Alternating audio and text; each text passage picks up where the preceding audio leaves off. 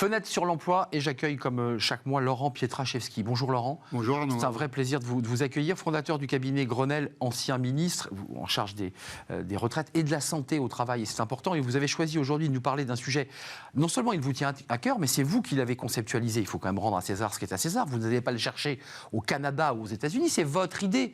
C'est l'entreprise territoire de santé. En un mot, il y a beaucoup de Français qui n'ont pas de médecin référent.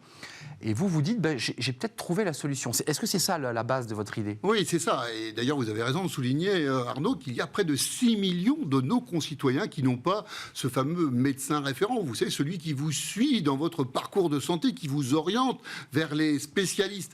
Et on voit qu'il y a ce besoin d'une offre de santé de proximité. Bien sûr, on l'entend tous les jours dans les réponses, d'ailleurs, qui sont données à différents sondages qui sont faits dans notre pays. Concrètement, votre idée, elle est simple en apparence, beaucoup plus complexe, j'imagine, à mettre en place. Mais on a la médecine du travail, ça, elle existe. Mais vous dites, mais j'invente autre chose. Si on faisait rentrer la médecine libérale dans l'entreprise. C'est vrai. C'est génial. Oui, et en même temps, en fait, l'entreprise y est prête. Et les salariés aussi, ils sont prêts. Juste un tout petit mot d'historique, on va aller assez vite là-dessus. Mais vous avez raison, la santé, je dirais, elle est rentrée dans l'entreprise presque en 4 étapes. Une première que vous avez citée, c'est, vous savez, la médecine du travail, cette fameuse visite d'aptitude, peut-être pour les plus anciens, je ne parle pas pour vous, je parle pour moi, qui l'avons passée. Mais vous savez, cette médecine du travail, elle est rentrée dans le domaine de la prévention depuis 2021. Chaque année, Laurent Pietraszewski, on fait une visite obligatoire. C'est plus ça maintenant, ça a bien changé à point, mais parce que la démographie médicale, elle est aussi en difficulté, aussi vrai pour les médecins du travail que pour les médecins généralistes. Donc, médecine du travail en 46, généralisation de cette visite d'aptitude. Est-ce qu'on est, entre guillemets, en bonne santé pour faire le job, hein. Deuxième étape, c'est la généralisation de la complémentaire santé obligatoire. Mais dans les entreprises, c'est super important parce que c'est le moment où on va discuter, y compris avec les représentants du personnel, quand on est employeur, des risques à couvrir, des problèmes de santé. Même si on en parle de façon globale, eh bien, on s'intéresse vraiment à la santé des gens. Et puis la troisième étape, et c'est sans doute celle la plus importante, d'ailleurs on l'a vécu et parfois ici sur ce plateau, c'est celle du Covid. C'est celle-là où vraiment, moi je le dis, on a vu apparaître ce continuum de la santé. On a compris qu'on ne pouvait plus découper la santé en tranches. Et pour une raison simple, c'est que je pouvais très bien avoir attrapé le Covid à la maison et le ramener au boulot, et l'inverse. Et donc, on a compris qu'il fallait regarder la santé comme un tout. Et on est donc maintenant dans cette dernière étape, celle que vous avez évoquée tout à l'heure, qui est comment on fait pour faire rentrer la santé dans l'entreprise. Donc, le quatrième temps que vous évoquez, c'est maintenant, eu égard à tout ce que vous venez de nous raconter sur le plan historique, la révolution, c'est maintenant. C'est ça, c'est maintenant. C'est maintenant que les entreprises, d'ailleurs, ont tout intérêt à s'y mettre pour celles qui n'y sont pas encore. Mais les réponses, elles sont là. Je regardais concrètement, et on en a parlé ici sur Bismart.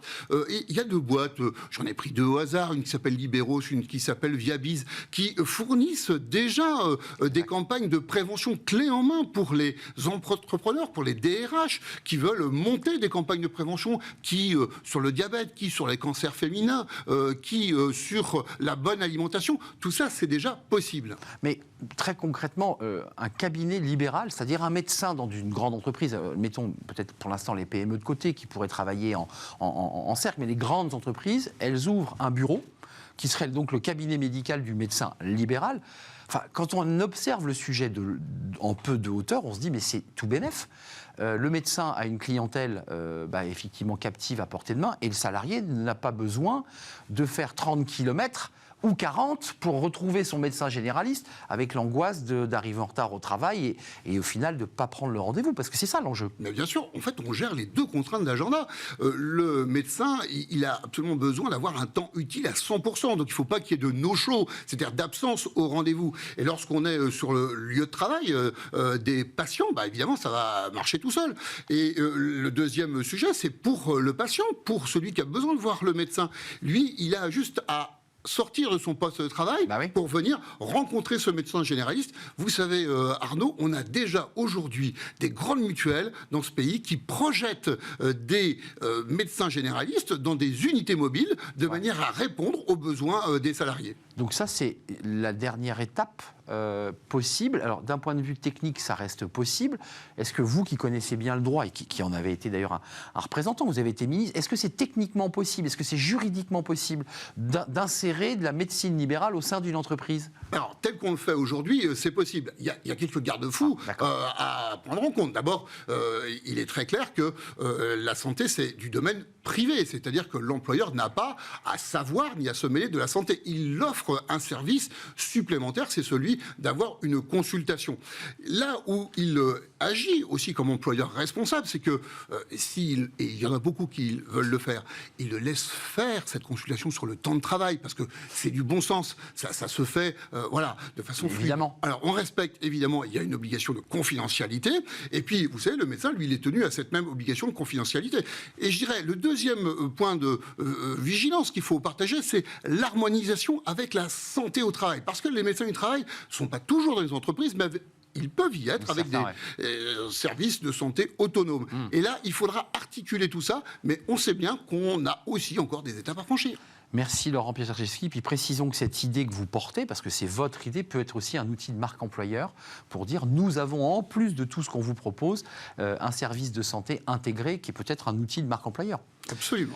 Merci Laurent Pietraszewski, cabinet Grenelle, ancien ministre, et vous venez chaque mois nous éclairer sur des sujets très concrets. Et là, c'était le vôtre, c'était votre initiative. C'était un vrai plaisir de partager cette fin d'émission avec vous. Merci à vous, merci à toute l'équipe qui m'a accompagné, merci à Angèle à la réalisation, merci à Alexis, j'allais oublier son prénom, au son, merci à Nicolas Juchat, là je ne l'oublie pas, et merci à Laure Hélène pour l'accueil invité, merci à vous. Je serai là demain évidemment. Portez-vous bien, bye bye.